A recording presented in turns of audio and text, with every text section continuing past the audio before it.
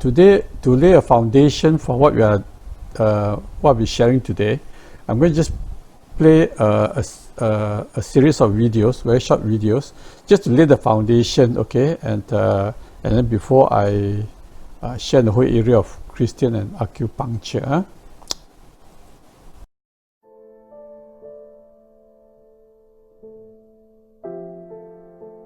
In 1973, 3 tombs were discovered in Hunan province. These 3 tombs belonged to a local noble family, Dai Ho, his wife, and son, who lived around 2nd century BC. The best preserved tomb belonged to Dai Ho's wife, Xin Shui. One amazing discovery was that her body was preserved very well. Her skin and muscle were even soft and flexible when the tomb was discovered. How could it be preserved so well? Now it is still a mystery.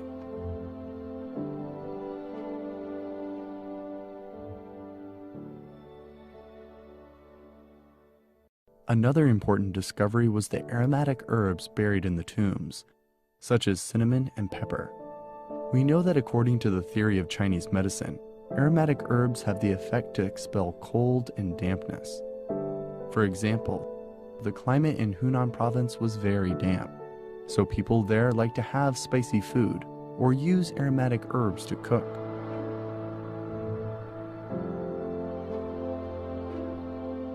There were many important classic books discovered in the tombs, including books related to Taoism and Chinese medicine. Some of these books are regarded as the earliest medical books in China. One book, called 52 Bing Fang, is a prescription book for 52 kinds of diseases. This is the first prescription book in China.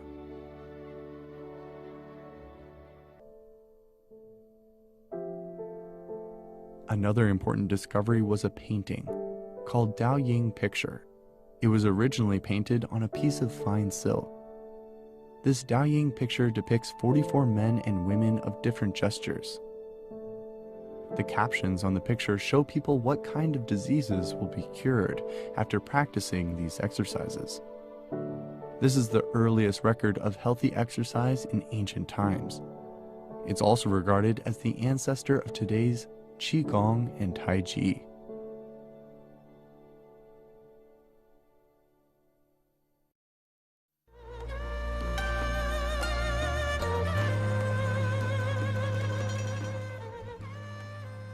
Traditional Chinese medicine is not something dead in the showcase of a museum, but life that is still breathing and growing.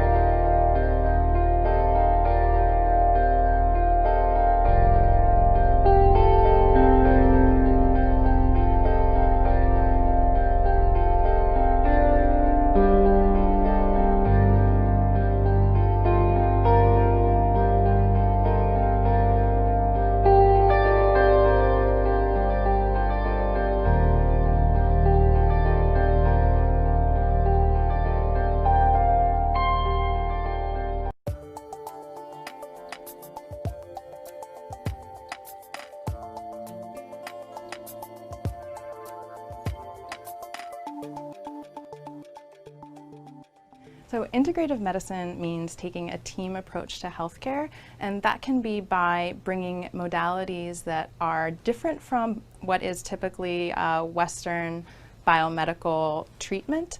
And that could be something like using massage or using meditation or using acupuncture in conjunction with those traditional therapies in order to give the patient a more optimal outcome, a more positive experience, and that the entire team of providers are communicating and making sure that the treatment plan is communicated to the patient and that everyone's on the same page the whole time.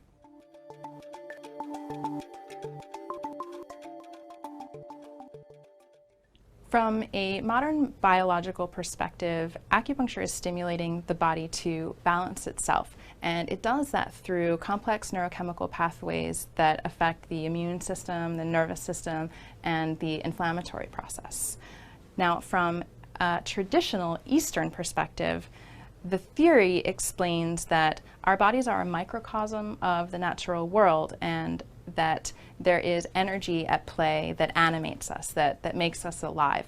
And each of our organs contain a type of energy that's called qi. And that qi, that energy, travels through the body through pathways, and we call those pathways meridians. And along those pathways, there are points where that energy is said to collect, and each of those points have very specific functions, and it's by stimulating those very precise, very specific points that we're able to affect certain changes in the body depending on what we're treating.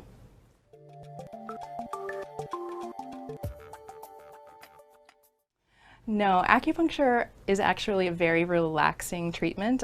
Feels very good. The placement of the needles actually stimulates your body's own ability to relieve pain and releasing endorphins. A lot of patients actually fall asleep and leave an acupuncture treatment feeling very good.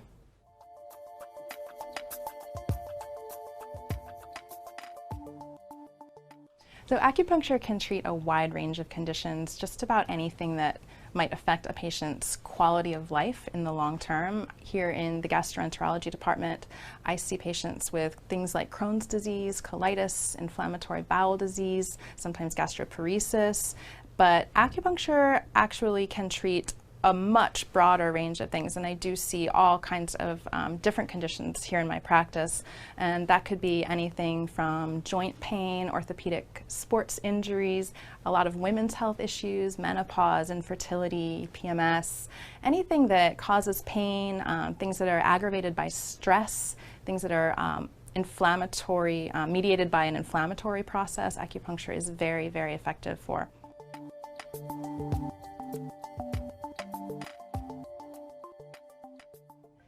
The number of treatments that a patient might require for any given condition is going to vary widely from case to case, just like it does in any medical modality.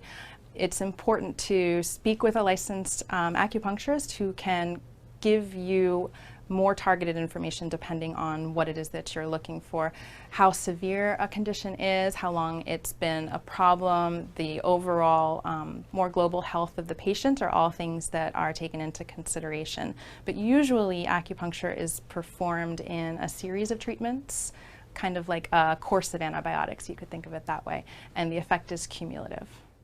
So that just give a very brief overall on the whole area of acupuncture. Okay, today will be a slightly longer session as I share with you the whole area of acupuncture. So this whole area of Christian acupuncture has been a perpetual question, okay, over the years and all that. So I thought it would be good since Sister IB asked for it, that we talk about it and discuss it. Okay, now what is acupuncture? Now, acupuncture itself is a very ancient Chinese therapy, okay, used to treat. Some say it's 3,500, some say it's 5,000 years old. The philosophy and principles are rooted firmly in the Taoist religion, this concept of qi, yin, yang, and this universal life force talk about. Okay, Tao itself means the way. It involves insertion of very fine needles into the skin at specific points of the body in order to treat diseases or promote good health. Some people go for acupuncture just to remain healthy, not to treat anything as well. Okay, and that also can be used. How small are the acupuncture needles? This is just a size of it. So it's about 0.25 millimeters. For the face one, even smaller, 0.12. While hypodermic needle is 1.6, or got bigger ones than that. Actually, I couldn't find the picture. Another picture shows that 20 acupuncture needles can enter one of the bigger syringes that we use to take blood. Okay, so that's how small it is. And because of the size, that's why the lady said it's not painful, because it's such a small size. These are some of the points, okay, talk about the 12 main meridian related organs. So it's all mapped out, which organ and all that. You may not be able to see it. It's too small, but these are what they go by, and the different points that they so-called needle in order to get the effect that they want. So what is actually acupuncture? There are other variants of acupuncture. Acupressure, instead of needles, they use blunt pressure points, okay? Or laser acupuncture, they use laser instead of needles. Electroacupuncture, use electric current to stimulate that point. Moxibustion is when you burn substances, okay, over the skin at the acupuncture point, or that. All these are variants of acupuncture, but let's just stick to acupuncture for today. Yeah? Okay, origin of acupuncture itself. There are good evidence that it was practiced very, very long ago, stone or bronze age at that time, and it's been used in China for close to 3,500 years. There's some that says it's 5,000 years because they found Iceman in Italy that had, in a way, acupuncture marks tattooed onto his body. Okay, so it's very interesting reading. The first textbook that they have is the Yellow Emperor's Classic of Internal Medicine, about 500 BC. This is the book, and it just in the book it says that Yin Yang is the way is the Tao of heaven and earth, the principle of everything, the parent of all changes, the origin of life and death, the palace of God. Healing of diseases require the seeking of the origin, where it comes from and all that. Okay, this extract from the book in English. There's another classic of acupuncture dated 259 AD. So acupuncture by itself is a very ancient Chinese tradition, what called traditional Chinese medicine practice for many centuries. Okay, and now the West is coming into it for different reasons. Okay. Now, what's the principle and practice of acupuncture? Now, it's based on the whole area of Taoism, the concept of Qi, okay, either CHI, CHEE, or QI, that seems to pervade everything, animates all life, and flows freely through the body in a normal health. So, the understanding is all of us got Qi and it flows, okay? It has two main components, the negative and the positive, yin and yang. Okay, and as it flows through, there are 12 main channels, or you call 12 meridians. Okay, there's the terminology they use, okay? The whole area of Qi flowing through meridians. There are lines flowing through the body, affecting different organs and all that. When Qi is in balance, the body is healthy. It means everything is flowing well, there's no blockages and it flows well. Okay. When disease is caused by imbalance of these forces and can be rectified by regulating the flow of energy along this meridian, so-called. If it's blocked or out of balance, then you get ill health. Needling the specific acupuncture points connecting to the meridians restore this energy balance. And it's normally taken to have 365 regular points, which I find a very nice figure, number of days in a year. Okay, because 365 regular points are described for acupuncture as such. Intervention is usually by dry needling the skin, solid needles, 0.12 to 0.3, I showed the picture just now, to the depth only 1 to 2 millimeters. Shallow needling, or some condition, they say 5 to 60 millimeters, a deep needling, okay, depending on the condition and what you are treating. The needles can be manipulated and then withdrawn, or can be left there for 30 minutes, 1 hour, depending. on the condition that you are complaining of and what you are treating. Diagnosis in traditional acupuncture assesses so-called the state of qi in the body and your organ. So they do take a medical history, examine your tongue, okay, like medical doctors do, shape, color, and coating. This is a part that I never understand, the pulse. They can identify 28 qualities, empty, floating, and all that, 6 pulses in each wrist and all that. I never learned that in medical school, to be clear. I always very wonder whether, you see Chinese shows, they can take the pulse and say whether the lady is pregnant or not. I don't know how they do that, okay? I never learned that in medical school, okay? And they'll probably examine other parts of the body depending on the situation, the complaint, okay? So they also do the examination, history taking and all that to determine what to do. Does acupuncture have a rational scientific basis? Okay, this is always a big question. Now, as far as we know until now, there is no supporting scientific evidence for the existence of qi. We have never managed to identify it, measure it, or whatever, or this whole area of meridians. Okay, there are no anatomical, nervous, or vascular thing that we can see that correlates to the meridians. So we have never been identified that. Although there's one article about dated 2 years ago that seems to imply that someone in, I think in Holland or somewhere, have found some indication of the anatomy for meridians, okay? But it's not very clear. No one has picked it up after that. Attempts to localize acupuncture points by histology, okay, have failed. And electrophysical investigation inconclusive. We try to find what are those points and all that, and that's not been conclusive. So we don't know exactly have a basis for this qi and this life force and this meridian that we're talking about. How to explain acupuncture? One very common theory is what called the gate theory of pain control. They suggest the insertion of needles can modify the sensation of pain by closing the so-called pain gate. And because the pain gate is closed, you don't get the pain sensation going through. This is just a theory, very hard to prove.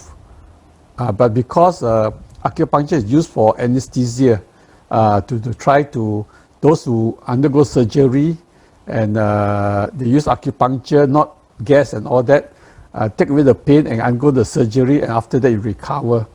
And this was very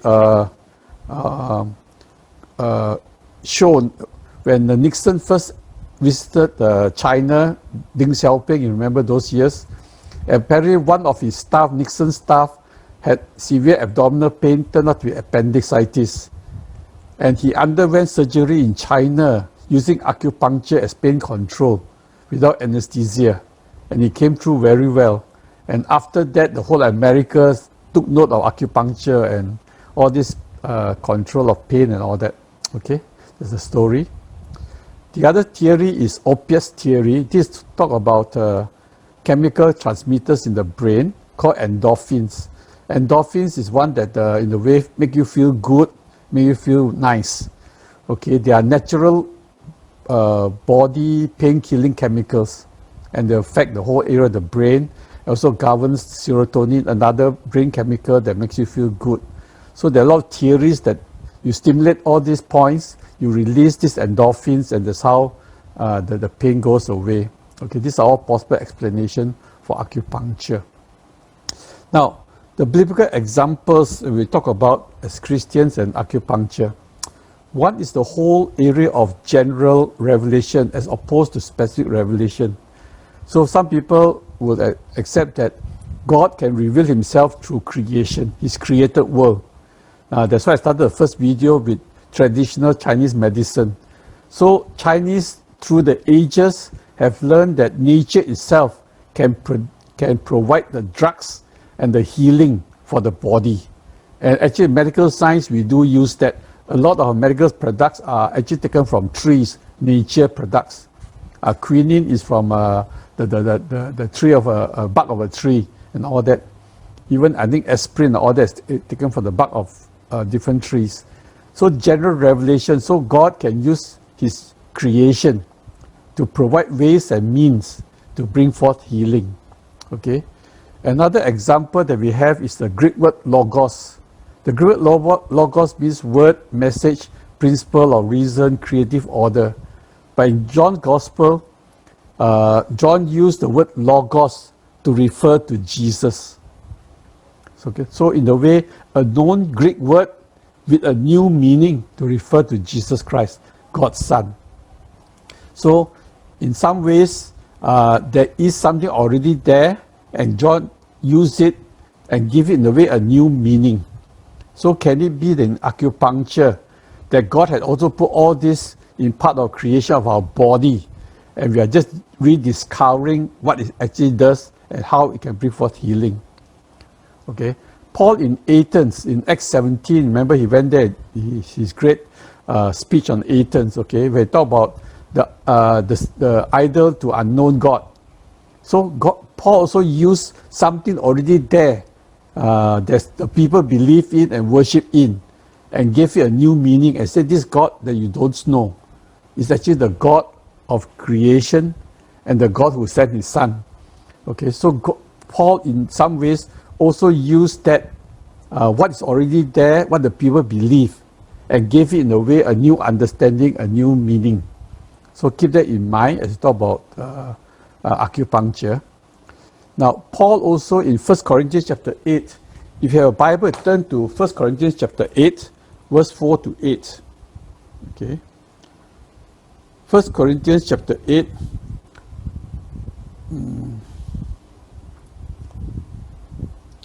1 Corinthians chapter 8. Okay, let me turn my Bible.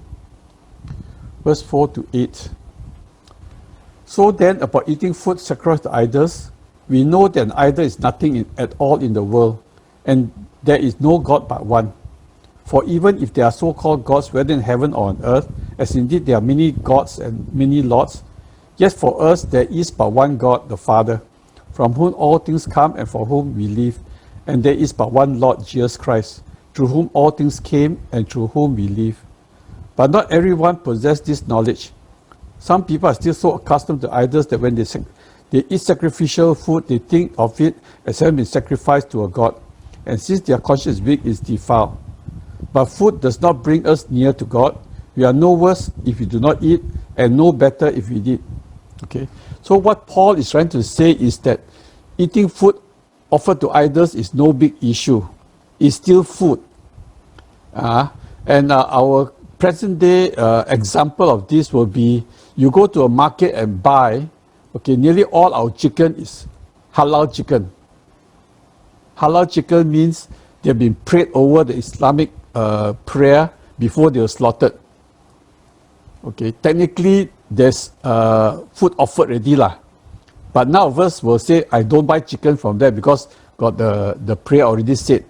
We still eat the chicken because we know that there is our God is Almighty. So I think there's in a way a current explanation of what Paul is trying to say. Okay, but then Paul do make exception. You turn to 1 Corinthians 10. Paul do make exception to this. 1 Corinthians 10:14 onwards. Therefore, my dear friends, flee from idolatry. I speak to simple people, judge for yourself what I say. Is not the cup of thanksgiving for which we give thanks a participation in the blood of Christ? And is not the bread that we break a participation in the body of Christ? Verse 17. Because there's one loaf, we who are many are one body, for we all share with the one loaf. Consider the people of Israel. Do not those who eat the sacrifices participate in the altar? Do I mean then that food sacrificed to an altar, to an idol is anything, or that idol is anything? No. But the sacrifices of pagans are offered to demons, not to God.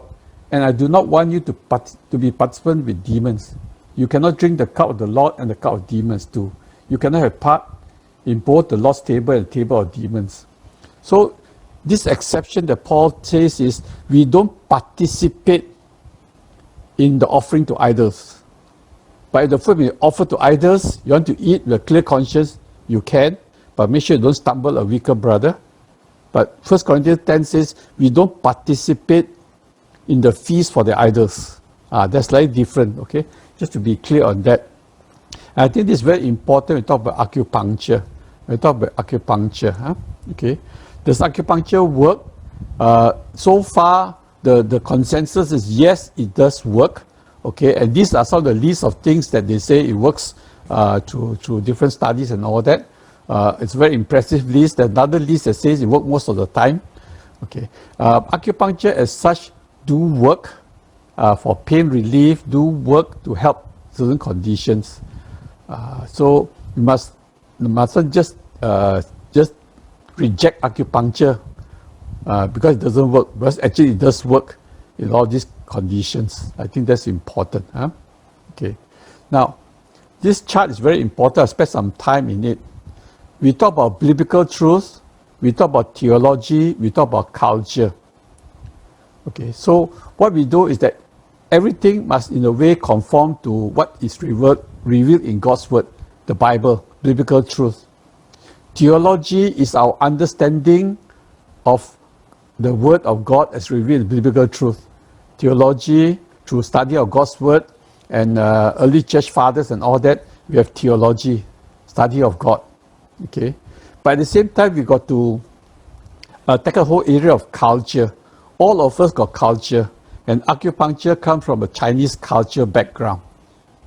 So the person who drew this chart, I think Joseph Wu or somebody, a very interesting understanding. Biblical truth, theology, and culture. If, let's say, the section A, where biblical truth and theology and culture all flow together, no issue. If biblical truth and theology agrees, section B, no issues. If it's not specifically stated in the Bible, but the early church have talked about it and discussed it, and the theology that is okay. So section C, we also accept. And because they have talked about it, it interacts with culture as you go to different culture. Section D, we accept. So A, B, C, D, in a way we accept because either it's in the Bible or the early church have talked about it, discussed it, and there's truth that extract from it. Some of the examples they have is even the Nicene Creed and all that. All these are, as people try to understand the biblical truth and put it into human words, then you have theology, okay? And then the whole area of Trinity, the whole area of Jesus as fully man, fully God, is hidden in the biblical truth, but theology explains it. So in those areas, A, B, C, D, no issue. Now we come to E and F. E and F, where culture and biblical truth intersect. If culture and biblical truth go together in section E, also no issue.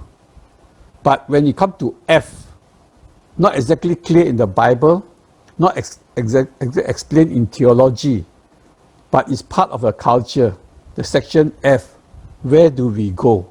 Where do we go? If it falls in under culture, but not explained in the Bible and not explained in theology. And that's where, in a way, acupuncture falls. It's a Chinese cultural practice. It's not stated in the Bible. It's not stated in the early church writings, because early church writing mainly Western side of the civilization, and Chinese culture is the Eastern side. So the section F is where acupuncture falls under. Now, it's also interesting, we introduce you to what called Wesleyan quadrilateral. We'll talk about this when we talk about the Methodist Church in the last quarter of the year in our Being with Jesus. Wesley had this understanding, okay? He says, we believe whatever is written in the Bible. We also accept what is in church tradition. We accept what can be reasoned out.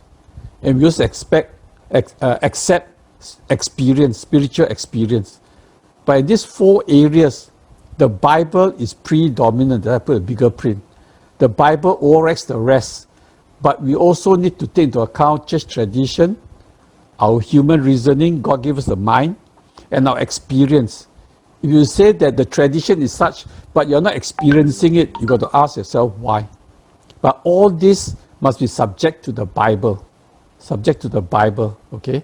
And that's why I think these 3 circles help us to understand, because acupuncture falls under F, and that's important. This is the best illustration I can think of, or I read, to compare Western medicine and Chinese medicine. Okay, Western medicine and Chinese medicine. They said Western medicine is the body as a machine, and a doctor is a mechanic. Means we just find what's wrong, we repair. Need to, we change. So we are a mechanic, okay, and our body is just a machine. Different parts, different, and all that. But in Chinese medicine, they consider the body as an ecosystem, and the doctor, the practitioner, as a gardener, who makes sure that the ecosystem is functioning well, flowing well. There are no blockages, enough flow, enough water, enough fertilizer for the whole system, the body, to grow and grow well. I think this is a very nice example to compare the different Western medicine and Chinese medicine or Eastern medicine. And I think because we approach acupuncture more Chinese medicine and we try to judge it by Western medicine standard, then we get into in a way a problem. Okay? So we got to judge Chinese medicine by their Chinese culture and understanding from a biblical perspective, and that's what we hope to do. So the conclusion is, after our my long sharing, now in a book written by Grace Work is a Christian think tank in Singapore. Okay, I find this very helpful. So it says that in conclusion, number 1, secular traditional Chinese medicine is dependent entirely on their medical skill, knowledge and training, and not on any religious power. And now even some of the hospitals in Malaysia have this special TCM department that gives you traditional Chinese medicine treatment, including acupuncture. I know Tungshin has it. I think Putrajaya Hospital also have it, a department to do it. And these people are trained. Their training is about 4 years, as long as medical school course, and they are trained to practice traditional Chinese medicine. Okay, so in that case, it is totally secular with no religious overlay, no issue. You have to get treated by it, that's okay. Now, what about non-Christian practitioner?